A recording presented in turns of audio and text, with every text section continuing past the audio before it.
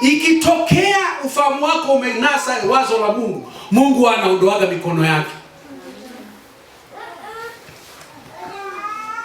Umesema amina au amna? Okay.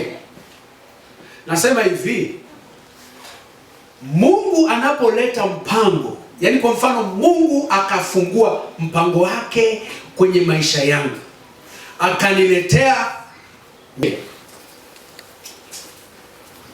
Angalia kitabu cha Joshua sura ile ya 2. Amen. Amen. Joshua 2:1.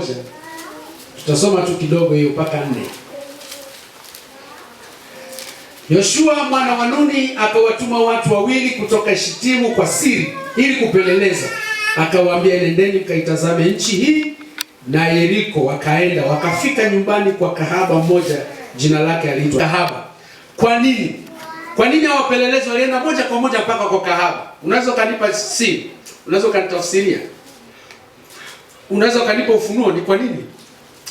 Nyinyi watu wa Mungu, unadhani ni kwa nini walienda moja kwa moja mpaka? Huyu ni mtu mwema, ana mpango mwema na yeye.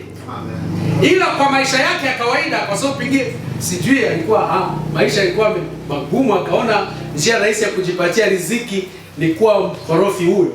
Sijui, sielewi. Lakini nyuma yake mtu huyu kahaba, nyuma ya maisha yake wazo la Mungu lilikuwepo pale. Mara nyingi sisi watu tunataka kuona wazo la Mungu kwenye maisha ya watu wema.